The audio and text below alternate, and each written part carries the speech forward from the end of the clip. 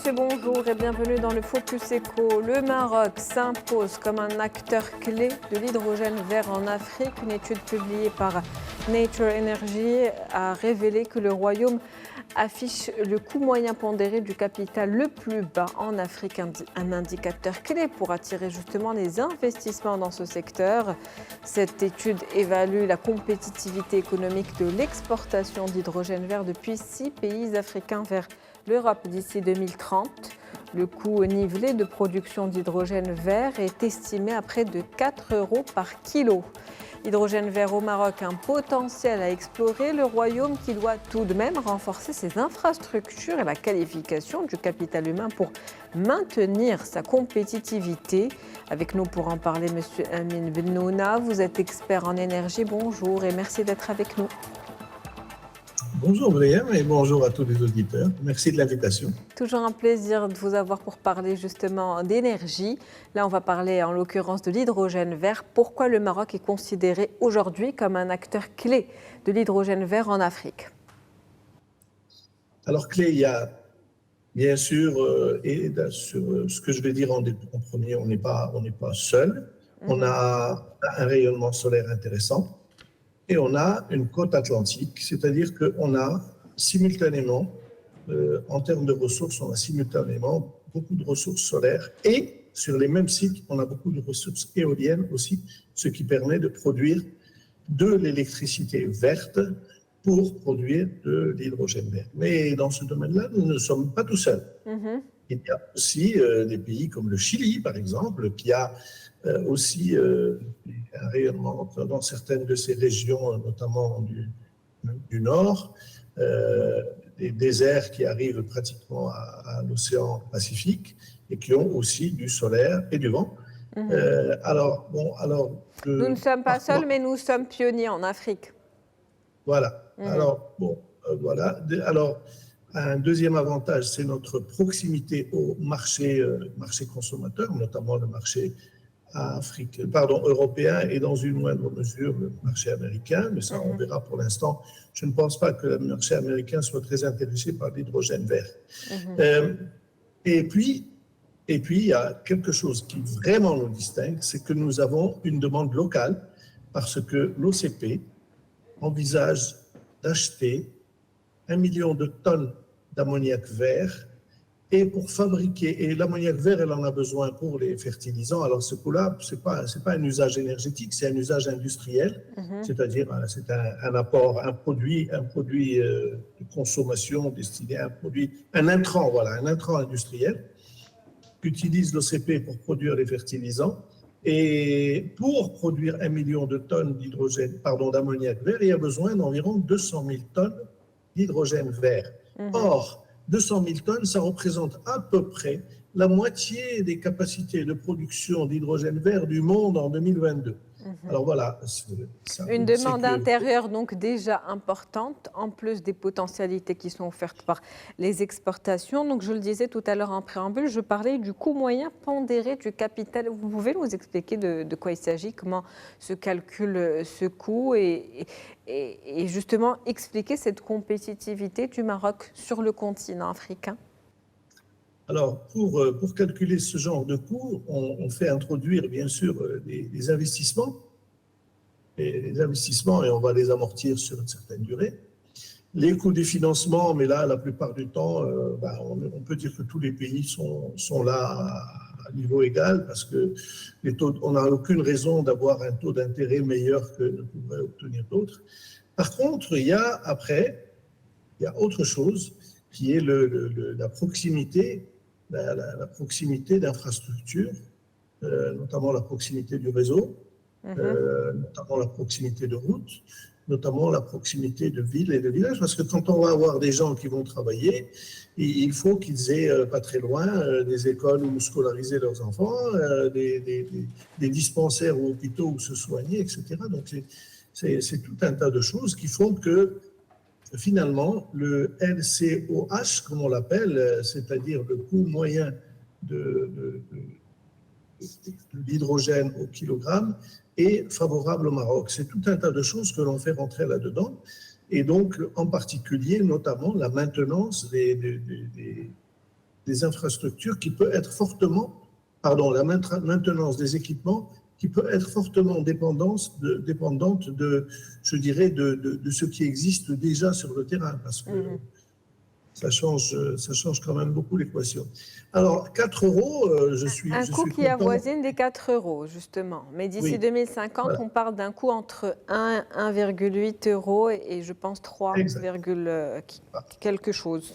En fait, il faut informer les gens, c'est que pour l'instant, l'hydrogène vert n'aura que des utilisations industrielles, à moins d'être subventionné. J'y viendrai après à cette histoire. À moins d'être subventionné, parce que malheureusement, brûler de l'hydrogène vert, c'est un peu comme si on brûlait du Chanel numéro 5. Vous voyez, Balayan, ce n'est pas vraiment le combustible le plus recommandé, même si ça peut être un parfum hautement apprécié. Donc, le prix de l'hydrogène vert n'est pas encore suffisamment bas pour être utilisé dans les utilisations énergétiques. Il faudra effectivement qu'il atteigne 1 euro. Et moi, je pense qu'on devrait atteindre l'euro entre 2035 et 2040. Vous voyez, je suis même un peu plus optimiste que ceux qui parlent de 2040, 2050. Je pense qu'on l'atteindra avant 2040. D'accord. Alors, donc on reste plus ou moins optimiste. Quel ça. Impact cette baisse du coût, justement, cette compétitivité, sur l'investissement dans ce secteur, notamment au Maroc? Ah ben c'est tout simple. Hein.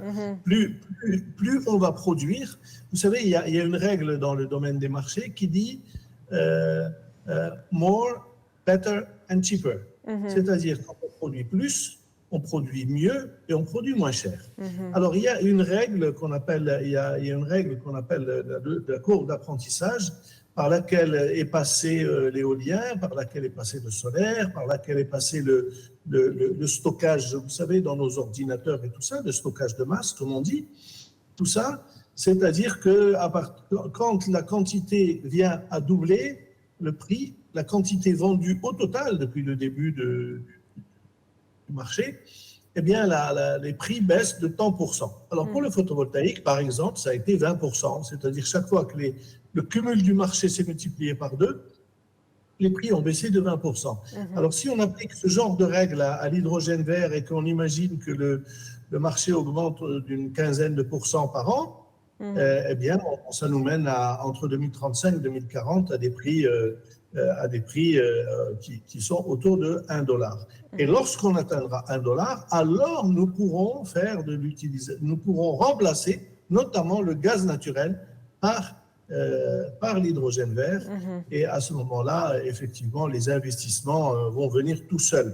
On n'aura pas besoin de leur dire que nous sommes les plus beaux, les meilleurs et les plus forts. Ça, ils le savent déjà. Et qu'en est-il justement des infrastructures aujourd'hui et de la formation du capital humain en termes de capacité? Est-ce que c'est suffisant ce qu'il y a aujourd'hui? Alors, ce que nous avons aujourd'hui est suffisant pour ce qui est à faire aujourd'hui. Maintenant, il n'empêche qu'il va falloir suivre la croissance attendue dans ce domaine-là. Alors, la croissance, elle va se faire en 2 phases. Parce que dans une première phase, il va y avoir, disons, une partie des industriels qui consomment de l'hydrogène à vert aujourd'hui, qui vont vouloir de l'hydrogène vert pour baisser leur empreinte carbone. C'est-à-dire comme l'OCP et comme d'autres. Ça va se faire dans le domaine des fertilisants d'abord, et puis ça se fera dans le domaine de la pétrochimie dans un deuxième temps. Alors ça, c'est la première phase. Et puis, il va y avoir une deuxième phase parce que l'Union européenne envisage d'acheter 2 fois 10 millions de tonnes. Pour que ça donne une idée, c'est une multiplication par 20 de ce que on produit aujourd'hui. Donc, 2 fois 10 millions de tonnes. Alors 10 millions à l'horizon 2030 et 10 millions pour quelques années après, on ne sait pas encore quand. Alors, les 10 premiers millions étaient à produire à l'intérieur de l'Union européenne et l'appel d'offres a été lancé et 6 projets ont été qualifiés pour obtenir des subventions de l'Union européenne. Autrement dit, l'Union européenne va produire de l'hydrogène vert subventionné. Et pour que l'on sache, pour que les auditeurs sachent tout de suite que, en fait, il va être vendu à 4 euros. Vous voyez, c'est notre coût de production d'aujourd'hui, comme quoi que nous sommes compétitifs. Nous, on est capable de produire déjà aujourd'hui au prix subventionné européen. Alors, puis, dans un deuxième temps, il y a un autre appel d'offres qui va être lancé pour 10 autres millions de tonnes par l'Union européenne qui seront à produire par les pays tiers européens, c'est-à-dire des pays comme le Maroc. On est une cible de ces appels d'offres et nous allons répondre, bien sûr, parce que nous aurons les capacités requises pour ce faire. Ceci étant dit, ce seront des capitaux privés, sans doute, et sans doute des capitaux mixtes marocains parce que les capitaux marocains n'y suffiraient pas, et les capitaux étrangers cherchent souvent des partenaires marocains pour un petit peu share the burden, comme on dit. Justement, pour conclure, vous l'avez dit tout à l'heure, selon vos projections, vous attendez à ce que le coût de production s'élève à peu près 1 euro le kilo, à peu près d'ici 2040. Justement, dans ce contexte, quels sont les mécanismes qui sont envisagés pour développer aujourd'hui un écosystème qui soit complet autour de l'hydrogène vert au Maroc pour se préparer à cet avenir qui ouvrira à ce moment-là un gros potentiel? Alors, je peux vous dire sans me tromper qu'il y a déjà des discussions pour venir produire des taux d'intégration d'équipements de production d'hydrogène vert au Maroc. Il y a déjà des discussions en cours. Je ne dirai pas de nom pour ne pas faire de la publicité ni faire de tort aux discussions qui sont en cours, mais ce sont des choses qui sont sérieusement en train d'être discutées à Rabat. Voilà, et on va sans doute avoir une offre à l'image de l'offre qui a été faite par le consortium maroco-émirati il n'y a pas très longtemps sur le domaine de l'eau et de l'électricité. On va sans doute avoir une offre dans pas très longtemps dans le domaine de l'hydrogène. Et je pense qu'on en aura plus d'une, parce que je ne pense pas que nos amis chinois voudront rester en dehors de ce jeu. Donc, je parie qu'il y aura sans doute une offre, d'une façon germanique, on va dire. En tout cas, les attentes sont grandes. Et sans doute chinoises là, parce que ils ont des capacités, l'un et l'autre ont des capacités technologiques dans ce domaine qui nous intéressent. Merci. Sauf que l'offre Maroc, il va falloir que ces investisseurs sachent, c'est que l'offre Maroc suppose un minimum d'intégration locale, et il va falloir que ça se fasse. C'est-à-dire que non seulement on produit de l'hydrogène vert ici, mais qu'une partie des équipements de production soit produits sur place. Merci à vous, Monsieur Amin Bennouna. Je rappelle que vous êtes expert en énergie. Merci pour cette analyse. C'était un plaisir de vous avoir avec nous. Merci, le plaisir est partagé. C'est la fin du Focus Eco pour aujourd'hui. Merci pour votre fidélité.